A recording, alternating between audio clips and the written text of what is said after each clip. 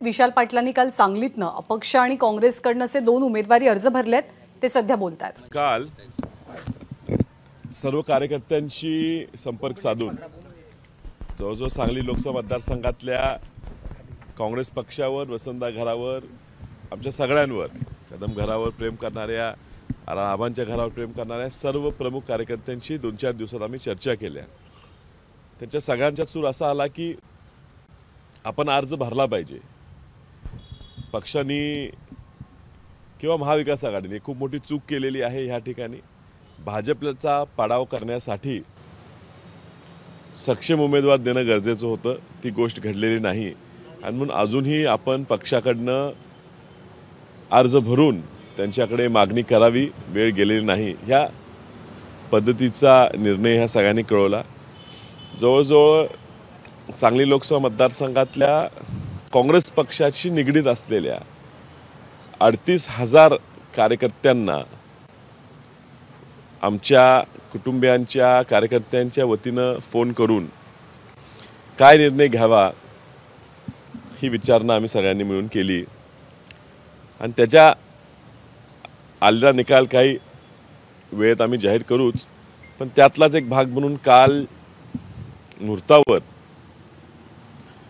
काँग्रेस पक्षाच्या वतीनं जशी परंपरा आहे, आज आमच्या ह्या कुटुंबियाची 14वी ही लोकसभा निवडणूक आहे. ज्या पद्धतीनं आम्ही अर्ज भरतो, पहिला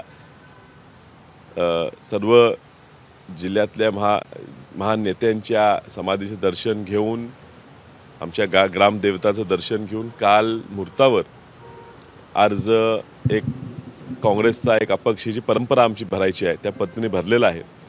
आज सर्व कार्यकर्त्यांच्या सोबतीनं त्या सगळ्यांच्या बरोबरीनं चालत कलेक्टर ऑफिसच्या दिशेनं चालत आम्ही निघणार आहे. वाटेत आमची बैठक सभा आयोजित करणार आहे. पुन्हा एकदा कार्यकर्त्यांचे मनोगत ऐकून घेणार आहे आणि तिथून कलेक्टर ऑफिसकडे ठराविक नियमाप्रमाणे 4-5 लोकांना अर्ज भरण्याचीच आजची प्रक्रिया आहे की कार्यकर्त्यांना सोबत घेऊन आज ह्या ठिकाणी सभा घेऊन त्यांच्या आशीर्वादाने आज जाऊन 2 फॉर्म भरलेले आहेत. अजून 2 फॉर्म भरायचे शिल्लक आहेत. ते आज ती प्रक्रिया पूर्ण आम्ही करू. तुम्ही मुहूर्तावर अर्ज भरला, मात्र तुमच्या या उमेदवारीमुळे बंडखोरीचं ग्रह लागले. हे बघा, आपण खूप पुढे जातो. 22 तारखेला अर्ज राहिला तर बंडखोरी आणि 19 तारखेला पक्षाने उमेदवारी नाही दिली तर पुढची चर्चा.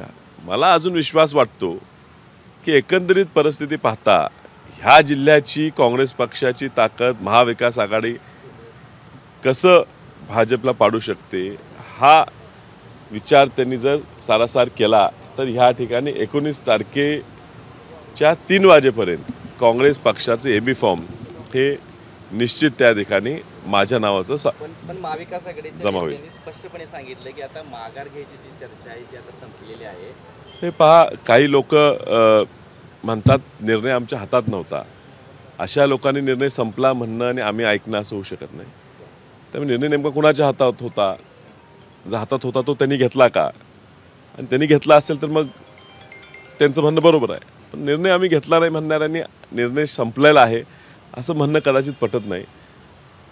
काल विश्वित कदम साहेब, पृथ्वीराज पाटील, विक्रम सावंत हेही काही वरिष्ठ नेत्यांना भेटायला गेलेले आहेत. आम्ही सुद्धा आशा धरून आहे, कार्यकर्ते आशा धरून आहेत. काय निर्णय घ्यायचा हा आता येणाऱ्या सभेत तुम्हाला मिळेल.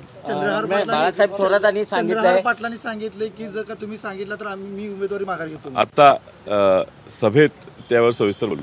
बाळासाहेब थोरातांनी सांगितलंय लोकशाही टिकवायची असेल तर काही तडजोडी कराव्या लागतील. कोणी सांगितलेलं आहे? बाळासाहेब थोरात. माझा काय समक्ष अजून बोलणी त्यांच्याशी झाली नाही. त्यामुळे असं काही निरोप आला असेल तर त्याच्यावर उत्तर देईन. विश्वजित कदमांनी सांगितलंय महाविकास आघाडी धर्म पाळावा असा वरिष्ठांच्याकडून त्यांना सूचना आहे. काय सांगाल, तुमचं बोलणं झालंय का? अजून माझी भेट झालेली नाही आहे. आज ते नागपूरला गेलेत असं कळते. ते परतल्यावर त्यांची भेट घेईन. महाविकास आघाडीच्या उमेदवारांनी सुद्धा तुमच्यावर थेट घराणेशाहीची टीका केली. 4 वेळा महाविकास आघाडीने उमेदवार जाहीर केला तरी तुम्ही तुमच्या सोबत येत नाहीये. माझे मुख्यमंत्र्याचा नातू नाहीये म्हणून हे सगळं करताय. आज सविस्तर तुम्ही येऊन समोर येऊन सांगावे की शेतकऱ्याचा मुलगा खासदार नकोय का? आज सविस्तर सभेत त्याच्यावर बोलतो. पण त्यांनी ज्या पद्धतीने उद्विग्न होऊन टीका केली, काय सांगाल? निश्चितच सविस्तर आजच्या सभेत त्याच्यावर आपण बोलू. एबी फॉर्मची मागणी केलेलीच आहे पक्षाला. आज विश्वितकर्मांना सुद्धा आम्ही मागणी करणारच आहे. तेही नागपूरला गेलेलेच आहेत. अजून वेळ नाही. आज 16 तारीख आहे, 17, 18, 19 3 दिवस अजून आहेत. 3 दिवसात राजकारणात खूप बदल होतात. पाहू काय होते. तर आपल्याला काँग्रेस पक्षाचा एबी फॉर्म मिळेल अशी आशा विशाल पाटील यांनी व्यक्त केलेली आहे. विशाल पाटील यांनी काल अपक्ष म्हणूनही अर्ज भरलेला आहे. तर काँग्रेस पक्षाचा एक अर्ज त्यांनी भरलेला आहे. दुसरा अर्ज भरणं अजूनही बाकी आहे. एबीपी माझा, उघडा डोळे बघा नीट.